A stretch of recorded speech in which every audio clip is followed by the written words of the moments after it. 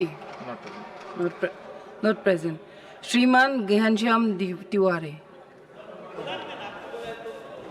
माननीय उपसभापति महोदय, आज हम वित्तीय वर्ष 25-26 की सेवाओं के लिए जो अतिरिक्त धनराशियों का भुगतान और विनियोजन का प्राधिकृत करने वाला विधेयक है, उस विधेयक पर चर्चा कर रहे हैं। माननीय उपसभापति महोदय, मैं निवेदन करना चाहूँगा कि हमारे यहाँ कुछ परंपराएं हैं, कुछ मान्यताएं हैं, कुछ बनी हुई हैं। उसके हिसाब से हम लोग इस विधेयक पर चर्चा करते हैं। ये विधेयक मूल रूप से जो 2025 में अतिरिक्त व्यवस्था करनी पड़ी है 2.81 लाख करोड़ रुपए की, उसके बारे में चर्चा करनी। लेकिन यहाँ पर बहुत से सब्जेक्ट पर चर्चा हुई है। मूल रूप से यहाँ पर चर्चा गल्फ का जो युद्ध चल रहा है उस पर हुई है, जो गैस चल रही है उस पर हुई है, उन सब बातों पर चर्चा हुई है। उन पर जाने से पहले मैं आपसे निवेदन करना चाहूँगा कि भारत में इस समय सुख शांति है, भारत में इस समय कानून व्यवस्था ठीक है, भारत में इस समय आर्थिक स्थिति लोगों की ठीक है और भारत तेजी से प्रगति करता हुआ राष्ट्र है। इसका कारण क्या है? तो आचार्य चाणक्य ने कहा है, अर्थस्य मूलम राज्यम। अर्थ की व्यवस्था का आधार राज्य की व्यवस्था है और भारत में चूंकि राज्य व्यवस्था ठीक है, लिए अर्थव्यवस्था भी ठीक है। और आगे उन्होंने कहा है, कोश मूलो दंड है। राज्य की शक्ति और प्रशासन का आधार कोश है। तो राज्य की शक्ति, राज्य को जो शांति आती है वो कोश से आती है, और जो दंड के कारण से कोश आता है वो देश की प्रगति का कारण होता है। सर्वजन हिताय और सर्वजन सुखाय। अब जो ये अपना एप्रोप्रिएशन बिल है 25-26 के लिए, उसमें 2.81 लाख करोड़ रुपए का प्रावधान है, जिसमें 2 लाख करोड़ का नेट कैश आउटगो है और शेष धनराशि विभिन्न मंत्रालयों के द्वारा बचत जो की है उसका पुनर्वितरण करने का और उसका अलग से काम करने का प्रावधान है। उपसभापति महोदय, वर्तमान परिस्थितियों को देखते हुए जिस समय क्रूड ऑयल की कीमत बढ़ रही है, उसकी कीमत बढ़ने से उर्वरक पर भी असर पड़ेगा, गैस पर असर पड़ेगा, खाद्यान्न पर असर पड़ेगा, परिवहन पर पड़ेगा, अर्थव्यवस्था पर भी असर पड़ेगा। उनका पहले से चिंतन कर कर भविष्य दृष्टा के रूप में हम क्या विचार कर सकते हैं, क्या व्यवस्था कर सकते हैं, उसके लिए ये अलग से वित्तीय प्रावधान किए गए हैं। अब उसमें से 2,81 करोड़ में 1 लाख करोड़ टेक्निकल सप्लीमेंट्री और टोकन प्रोविजन के लिए रखा गया है। यह आवश्यक है। किसी भी समय आपातकाल में सरकार को पैसे की जरूरत पड़े तो सरकार इस फंड का प्रयोग कर सकती है, इसलिए इसको रखा गया है। अब दूसरी जो सबसे बड़ी समस्या आती है कि जो हम 80 करोड़ लोगों को खाद्यान्न दे रहे हैं, उसके लिए इसमें 23,641 करोड़ रुपए का प्रावधान किया गया है कि वो योजना चालू रहे, महंगाई में भी रहे, किसी भी परिस्थिति में रहे, उसके लिए 23,641 करोड़ का प्रावधान रखा गया है। माननीय उपसभापति महोदय, अब जब इस पर चर्चा कर रहे हैं तो हमको साफ दिखाई दे रहा है कि भारत ऐसा देश है इस समय जिसने अपना फिस्कल जो राजकोषीय घाटा है उसको नियंत्रण कर रखा है और वो 4.4 जो पिछली बार था उससे घटकर 4.3 पर हमने इसको नियंत्रित करने का प्रयत्न किया है। इसके लिए मैं माननीय वित्त मंत्री जी को और प्रधानमंत्री को धन्यवाद देना चाहता हूँ। माननीय उपसभापति महोदय, आप सोचिए, इस देश में कई चर्चाएं अभी इस बार हुई। अभी कोविड की चर्चा हुई कि हमको लाइनों में लगा दिया। कोविड को लाइनों में नहीं लगाया, कोविड में तो देशों की लाइन लग गई भारत के सामने। जो कोरोना की वैक्सीन लेना चाहते थे वो लाइन लगी है। भारत की ताकत का पहली बार पता लगा है कि हमने कोरोना की वैक्सीन के लिए दुनिया की लाइन लगाई और 130 लोगों को वैक्सीन सप्लाई करी। ये थाली नहीं बजाई। जब थाली बजाई ना तो बोले ये मोदी की वैक्सीन है, ये मोदी की वैक्सीन है, और फिर चुपचाप जाकर बाएं हाथ के, किसने दाएं हाथ के वैक्सीन लगा ली और 2 दिन घर के बाहर ही नहीं निकले कि भाई हमने लगा ली।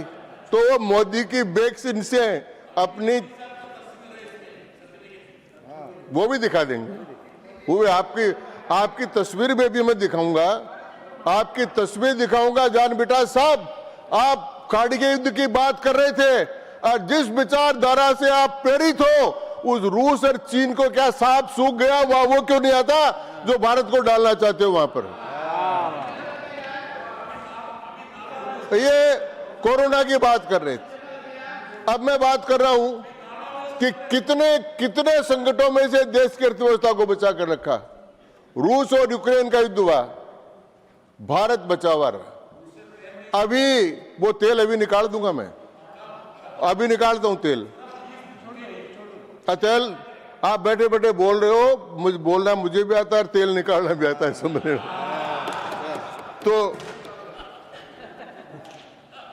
अब इसके अंदर फिर पैसा बढ़ाया गया है डिफेंस का, और डिफेंस का जो पैसा बढ़ा है वो 41,430.48 करोड़ रुपया डिफेंस पर बढ़ाया गया है।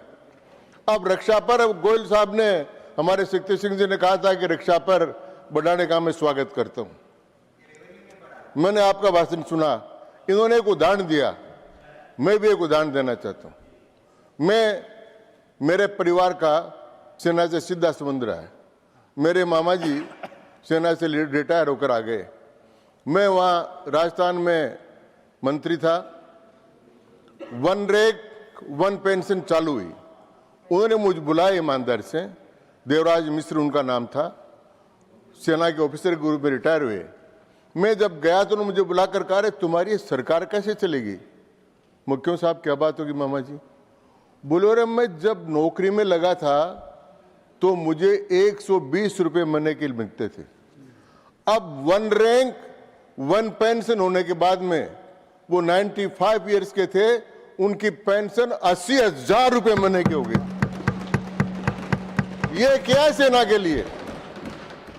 और इस बजट में भी 14,000 करोड़ का प्रावधान एक्स सर्विसमैन वेलफेयर के लिए किया गया है। ये है इस पर चर्चा का कारण, ये है चर्चा का कारण। इसी प्रकार दूसरा जो रक्षा का है, एक सामान्य सी बात देखें आप, एक कॉरिडोर बन गया था साहब, नेपाल से लेकर चलते थे आंध्र प्रदेश तक, छत्तीसगढ़, मध्य प्रदेश तक, बंगाल, बिहार तक, लाल कॉरिडोर, तेलंगाना, लाल कॉरिडोर हो गया था। और हमारे गृह मंत्री जी ने, अमित शाह जी ने कहा था कि अप्रैल लास्ट महीना है 26 का, तब तक नक्सलवाद को उखाड़ कर फेंक देंगे। और भारत सरकार ने नक्सलवाद को उखाड़ कर फेंक दिया। इसलिए रक्षा का बजट का 41,430 करोड़ रुपए बढ़ाया गया है। आज भारत में चाहे बोडोलैंड हो, चाहे और कोई काम हो, सारे आतंकवाद की जड़ें काटकर, बिना आतंकवाद के जगह जगह बम फूटते थे, वो काम होते थे। अब कहीं कहीं छोटा मोटा कोई कर जाता है तो उसको भी निपट लेते हैं। तो ये सारा काम किया है, इसलिए रक्षा बजट। दूसरा, रक्षा में केवल सेना पर खर्च किया, सेना पर एक्स सर्विसमैन पर खर्च किया, 1 रैंक 1 पेंशन की, और नए काम भी किए। और आप तुलना करेंगे तो रक्षा में 886 करोड़ रुपए का 13-14 में वर्ष में निर्यात होता था रक्षा संसाधनों का। वो निर्यात अब बढ़कर 23,622 करोड़ का हो। कितना बड़ी छलांग, सारा काम बदल दिया। और इसलिए भारत का टोटल आयात घटकर 50% हो गया है। इसलिए मेरे मुंह से कई बार वो एक फिल्म का गाना याद आ जाता है, तारीफ करूं क्या उसकी जिसने तुम्हें बनाया। नरेंद्र मोदी के लिए कह रहा हूं मैं कि तारीफ करूं क्या उसकी जिसने तुम्हें बनाया। आपने सारी व्यवस्था को इतना मजबूत करके देश को इस स्थिति में लाकर खड़ा कर दिया। इसलिए मैं कहना चाहता हूं माननीय सभापति महोदय, 23 जी, Honorable Member John Peters. एक ही है, Honorable Member एक John साथ Peters, ही आए kindly हैं don't disturb. और यहां से एक साथ ही जाएंगे।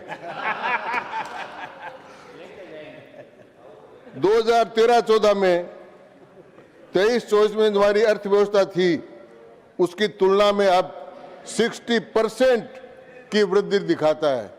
सर 60% हमारी अर्थव्यवस्था में वृद्धि हुई।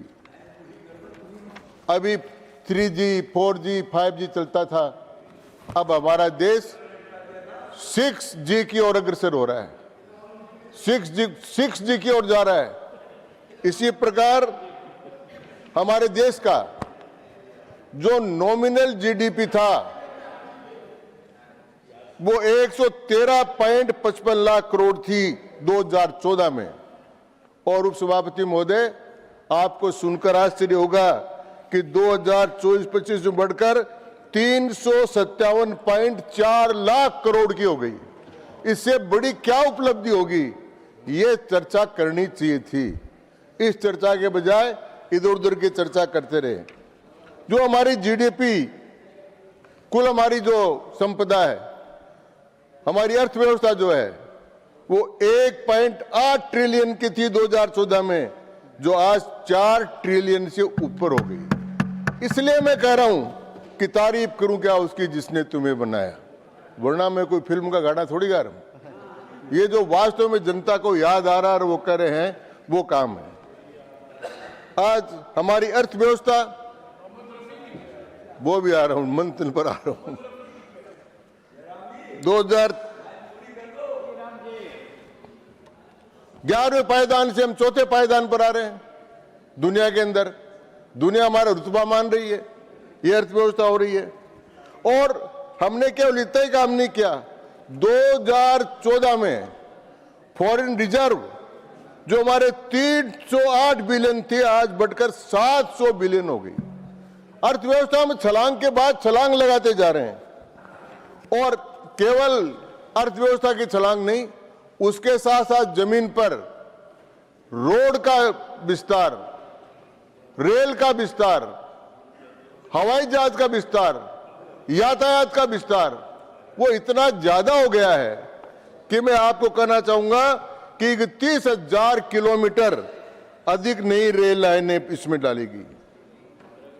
45,000 किलोमीटर से अधिक पटरियों का नवीनीकरण किया गया है। और ब्रॉडगेज की 99% ट्रेन जो है इलेक्ट्रिक ट्रेन हो गई है। इतना बड़ा काम रेलवे के क्षेत्र में हुआ। किसानों को जो सब्सिडी दी जा रही है, अभी चर्चा हो रही थी कि इसमें आपने 16 में शुरू करी 6,000 रुपए और ये भी 6,000 दे रहे हो। भाई शुरू किसने की? मोदी जी ने शुरू की, पहले क्यों नहीं किया आपने शुरू? और अब भी दिए जा रहे हैं, मतलब बंद नहीं की गई। आसान मानना चाहिए बंद नहीं की गई। और उसमें अब तक जो दिया गया है वो 19,230 करोड़ रुपए हैं।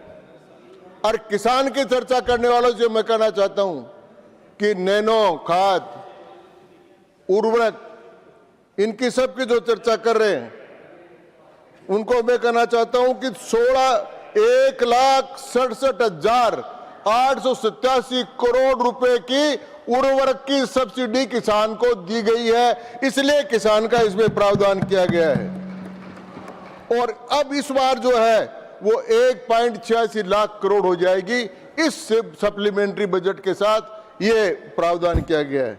देश में 2013-14 में खाद्यान्न उत्पादन 264.4 मिलियन टन था, जो 2024-25 में 373.73 मिलियन टन हो गया है। यह अद्भुत तरक्की है। वो भी अभी हमारे वो कह रहे थे माननीय सदस्य, चावल उत्पादन में हम 1 नंबर में, चावल का एक्सपोर्ट करने में 1 नंबर पर है, दूध के उत्पादन पर अब 1 नंबर में है, दाल और ऑयल सीड हम विश्व में पहले 8वें स्थान पर थे, अब दूसरे स्थान पर आ गए हैं। ये खेती की तरक्की है। हम कहते हैं ना, अन्नपूर्णा भारत को बनाएंगे। अन्नपूर्णा इसलिए बन रही है भारत कि 184 वर्ष पहले अन्नपूर्णा की मूर्ति कनाडा चली गई थी। मोदी जी जब माने प्रधानमंत्री कनाडा गए और वह म्यूजियम देखा तो म्यूजियम में लगा तो ये मूर्ति तो भाई भारत की होगी। तो वहां से बात की तो पता लगा ये अमेरिका से आई। अमेरिका में कहा से ये खोजते खोजते फिर मोदी जी ने तय किया कि ये तो काशी विश्वनाथ में जो भगवान शंकर की पार्वती थी, जो अन्नपूर्णा थी, वहां थी, तो उसको लाए। उसको लाकर काशी विश्वनाथ में स्थापित किया। जब अन्नपूर्णा वापस आ गई तो उसके आते ही भारत वापस अन्नपूर्णा बन गया। अन्नपूर्णे सदा पूर्णे शंकरे प्राण वल्लभी ज्ञान विज्ञान सिद्ध्यर्थम भिक्षाम देहि में पार्वती। तो वो पार्वती अन्नपूर्णा जब यहाँ पर आई तो अब ये काम हो गया। अब एमएसपी की बात कर रहे थे, कितनी एमएसपी बढ़ी है और कितना एमएसपी पर खरीद हुई है, वो इन सारी बातें उनके सामने हैं। मनरेगा के लिए 31 मार्च तक अभी ठीक है, मनरेगा खत्म कर दिया, 31,000 करोड़ रुपए का प्रावधान इस सप्लीमेंट्री बजट में किया गया। तो इसका लिए सप्लीमेंट्री है। जल जीवन मिशन के लिए और ये जीराम जी का बिल जो आया है उसके लिए 95,000 करोड़ का प्रावधान। और सारी बातें बहुत सी है माननीय सदस्य। कितने समझौते किए हैं, कितने ट्रेड डील्स हुए हैं। और मैं एक बात कहूंगा, ये जो चर्चा अभी कर रहे थे ना, बोलो भारत की विरासत है, राजनीतिक बोलो लड़ाई हो रही है। अरे भाई, अमेरिका और ईरान लड़ रहे हैं। हमारे यहाँ एक फिल्म गाना हो रहा है, सिकंदर ने पोरूस से की थी लड़ाई तो मैं क्या करूं। तो जब ईरान और अमेरिका लड़ रहे तो भारत क्या करेगा? भारत का इंटरेस्ट है क्या इसमें? भारत का इंटरेस्ट है। प्रधानमंत्री ने संदेश दिया है कि डिप्लोमेसी से और डायलॉग से आप इस समस्या का समाधान करें। यह भारत का स्टैंड है। यह भारत का स्टैंड यूक्रेन के टाइम पर भी रहा, यह भारत का स्टैंड इस टाइम पर भी रहा। लेकिन मैं माननीय उपसभापति बड़े दुख के साथ करना चाहता हूं कि जब संकट आता है तो सभी दलों को एक साथ मिलकर राष्ट्र के लिए खड़ा होना चाहिए। यह राष्ट्र के लिए खड़ा होने का समय था। यह संकट सरकार का खड़ा हुआ नहीं है। यह वियतनाम में हमने किया क्या? कोरिया में किया क्या हमने? ब्रह्मा में हमने किया क्या? लंका में हमने क्या किया? पाकिस्तान ने 55 रुपए एक साथ पेट्रोल डीजल के बढ़ा दिए, हमने क्रिएट किए क्या? यह परिस्थिति वहां के कारण से खड़ी हुई है और वो सारे देश बिल कर रहे हैं। लेकिन भारत को बचा कर रखने का काम नरेंद्र मोदी की सरकार कर रही है। और इसका उदाहरण है, बम पड़ रहे हैं, मिसाइल चल रही है, लेकिन स्ट्रेट ऑफ हार्मुज से शिवालिक और नंदा देवी भारत के दोनों जहाज निकलकर भारत के किनारे पर आकर खड़े आ रहे हैं और 3 और आ रहे हैं।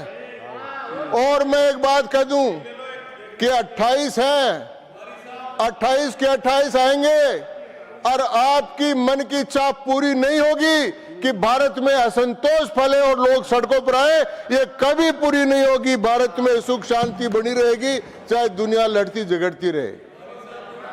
ये साहब हम काम कर रहे हैं।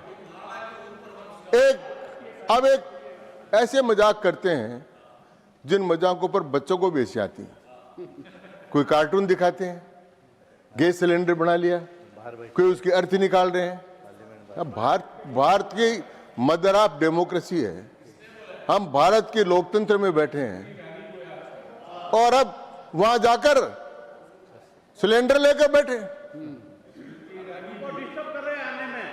सुनो सही, सिलेंडर लेकर बैठे। कौन से लोकतंत्र का प्रदर्शन हो रहा है? ये कौन से देश हित का प्रदर्शन हो रहा है? कोई कमी नहीं है। 50 लाख सिलेंडर रोज भारत में बुक होते थे। इन लोगों ने पैनिक पैदा किया और 88 लाख सिलेंडर बुक होने लगे।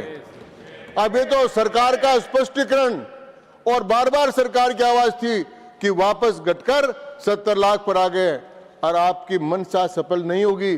2 दिन में ये वापस 50 लाख पर आ जाएंगे।